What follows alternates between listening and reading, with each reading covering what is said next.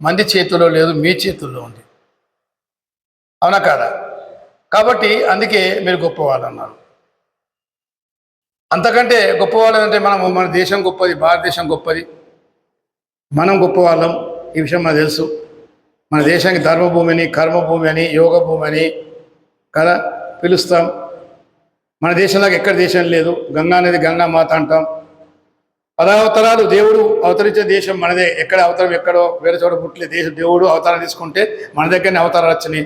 అంతటి కర్మభూమి. రాముడు పుట్టిన దేశం కాబట్టి దీనికి కర్మభూమి, ధర్మభూమి అని పేరు. ఇంతటి గొప్ప దేశం కాబట్టి మనం అంత గొప్పవాళ్ళు. ఎవరు గొప్పవాళ్ళంటే పెద్దవాళ్ళ గుడ్డ కాదు, మన యొక్క తాతలు ముత్తాతలు అంతా కూడా గొప్పవాళ్ళు, యోగులు, ఋషులు. మనకు అందరికి గోత్రం ఉంటుంది. చూడండి, మీ అందరికి గోత్రం ఉంటుంది. గోత్రం ఏదో ఒక ఋషి పేరు మీద ఉంటుంది. సప్త ఋషులో లేదా ఇంకోరో మార్కండేనో ఇంకేదో కానీ ఇతరు ఉంటాయి. అంటే అలా గొప్ప వాళ్ళ పేరు మీద మనం వంశం చేత పిలువబడతాం. అంటే ఈ రకంగా మనమంతా కూడా ఏ కులమైనప్పటికీ, ఏ పని చేసినప్పటికీ మన తాతలు ముత్తాతలు గొప్పవాళ్ళు కదా. మనం కులాలుగా విడిపోయినచ్చు, ఇంకేదా విడిపోయినచ్చు, కానీ మనమంతా ఒకటే. మనం గొప్ప సంబంధించినారు. అంతకంటే ఇంకో గొప్ప నాకేంటంటే, నేను ప్రతి వారము ఒక పుస్తకం చదువుతుంటాను. విన్నారా? ఆ పుస్తకం ఎంత అద్భుత పుస్తకం అంటే గత 20 ఏళ్ళుగా చదువుతుంటాను. వారంకోసారి, 15 రోజులకో, నెలకోసారి, ఎప్పుడు వీలు దొరుకుతుంది. అది వీరబ్రహ్మేంద్ర స్వామి చరిత్ర. ఒక అద్భుతమైన యోగి, ఒక గృహ సన్యాసి, గృహస్థుడు వీరబ్రహ్మేంద్ర స్వామి. అతను కదా మామూలు వ్యక్తి ఆ రకంగా ఒక యోగిగా మారిపోయి ఎంత గొప్ప అండి. త్రికాలజ్ఞుడు, దేవుని కంటే మించినవాడు. భవిష్యత్తు ఆ కాలంలో అంటే దాదాపు 3-4 వేల వందలకి వెళ్ళగట ఇప్పుడు జరగబోయేదని కూడా ఆయన చెప్పాడు. కాలజ్ఞాన తత్వం మీకు తెలుసో తెలియదు. కాలజ్ఞాన తత్వం చూస్తుంటే పల్లెటూళ్ళలో నాటకం వేస్తుంటే 2 రోజులు 3 రోజులు నాటకం వేస్తుంటే ఎంత అద్భుతంగా ఉంటుందో చూస్తుంటే. కాలజ్ఞాన తత్వం చెప్తుంటే ఏమేం జరుగుతుంది, ఎట్లా జరుగుతుంది అనేది మొత్తం భవిష్యత్తు మనం చూసినట్టుగా జ్యోతిష్యం చెప్పినట్టుగా చెప్తా. ఏదైనా పొల్లు పోకుండా జరుగుతుందో చూడండి. ఎక్కడైనా మీరు చూసినారా?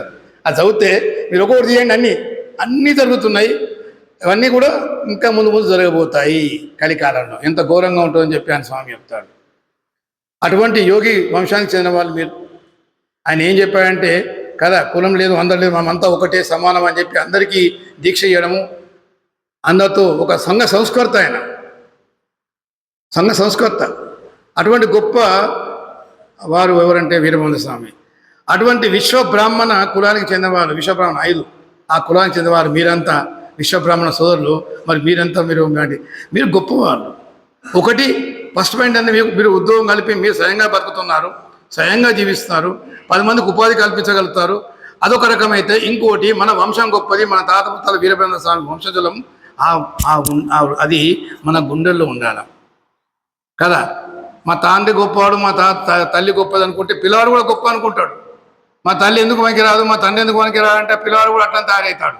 ఎప్పటికైనా మన వాళ్ళ గురించి, మన దేశం గురించి, మన సంస్కృతి గురించి, మన గురించి మనం గొప్పగా ఫీల్ కావాలి. ఉన్నది ఫీల్ అవుట్ ఏంటిది, ఉన్నదాన్ని చెప్పుకుంటున్నాం, లేని కాదు కదా. ఇప్పుడు అమెరికాలో చెప్పుకుంటానికి ఏమైనా ఉన్నది? చరిత్ర లేదు. రష్యా వాళ్ళకి చరిత్ర లేదు. వాళ్ళ పెద్ద వాళ్ళ లేదు. డబ్బు సంపాదించడం ఈ మధ్య కాలంలో. కానీ మన దగ్గర డబ్బు ఉండే, మన డబ్బు లేదా మన దగ్గర ఉన్నది కాబట్టి అంత అలెగ్జాండర్ కాకే మొదలుకుంటే మొన్నటిదాకా అందరి మీద దాడి చేసి పట్టుకు ఆఖరి బ్రిటిషోడు, డచ్చోడు, ఎంతమంది చదువుకున్నాం కదా, పోర్చుగీసోడు, చివరికి అందరూ కూడా అంత వేసి మనం బానిసత్వం నుంచి మొత్తం డబ్బంతా తీసుకుపోయినాడు. మనది బంగారు దేశం కాబట్టి అంత ధనవంతులం మనం. మన దగ్గర పౌరులంతా ఎవరు ఆకలితో చావలేదు. వీళ్ళు వచ్చినాక మనం అట్లా తయారైపోయినాం. వాళ్ళంతా మొత్తం దోసుకుపోయినాడు కాబట్టి మనం ఏమైనా గరీబ్ అయిపోయినాం. మన విద్యలు ధ్వంసం చేయబడ్డాయి కదా. అగ్గిపెట్టెలో చీర నేర్చే వాళ్ళు కూడా చాలామంది అప్పుడు కూడా ఉండేది. వాళ్ళందరినీ చేతులు నరికించేశారు. సో ఆ రకంగా కళాకారులను ఇది చేశారు. ఆ రకంగా చేసి మనని ఏం చేశారంటే మనకు చివరికి మన ఎడ్యుకేషన్ లేకుండా, విద్య లేకుండా చేసి రకరకాల వైషమ్యాలు సృష్టించి మనలో మన భేదభావాలు చూపించి ఒకటి పెద్ద, ఒకటి చిన్న, ఒకటి అటు, ఒకటి ఇటు అని మనము కల్పించారు. కల్పించడం వల్ల ఏమైపోయింది, మనకు ఒక ఇన్ఫాక్ట్గా గొర్రెలాగా బతికిపోతున్నాం. మేము మామూలు మాకేం తెలియదు అనుకుంటాం. ఎవడో చెప్తే తప్ప మనకేనా కదా. స్వామి వివేకానంద చెప్తుంటాడు, అరే మీరంతా ఎవరయ్యా సింహాలు, మీరంతా కూడా ఎవరు సింహాలు, గొర్రెలు లాంటి వాళ్ళు కూడా మీరంతా కూడా సింహాలు అని చెప్తుంటాడు స్వామి వివేకానంద కదా. ఎందుకంటే ఒక గర్భంతో ఉన్న పులి గొర్రెల మంది అడవి లోపల గొర్రెల మంది మీద దాడి చేస్తే ఆ దెబ్బకు చనిపోతుంది. ఒక పులి పిల్ల బయటకు వస్తుంది.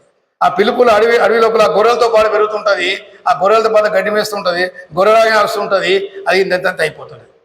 ఒకనాడు నిజమైన పులి దాని మీద దాడి చేస్తుంటే అన్ని పరిగెడుతుంటే ఈ పులి కూడా పిల్ల కూడా పరిగెడుతుంటుంది. దానికి ఆశ్చర్యం వస్తుంది. నన్ను చూసి పరిగెట్టాల్సిన గొర్రె పిల్లలు కానీ ఇదెందుకు పోతున్నది, దాన్ని దొరకబట్టుకుంటే నన్ను చంపకు ఎందుకు చంపుతాను నేను గొర్రెను. అరే నువ్వు గొర్రె కావయా, పులివి నువ్వు పులివి, నా వంశం మీ వంశం కానీ గొర్రెల వంశం గొర్రెను అంటే ఒక్కటి దెబ్బకెళ్ళి కొట్టి బాగా తీసుకుపోయి చూపించి చూడు ఒకటి చూడంటే నువ్వు నేను ఒక్కడైనా నీళ్ళలో చూడంటే నీళ్ళలో ప్రతిమ కనబడుతుంది.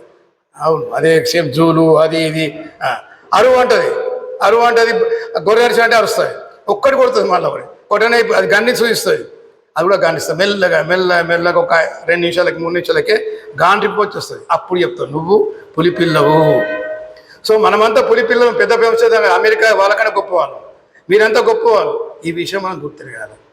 ఇప్పుడు మనం అందరం కూడా ఉపాధి కల్పన కోసం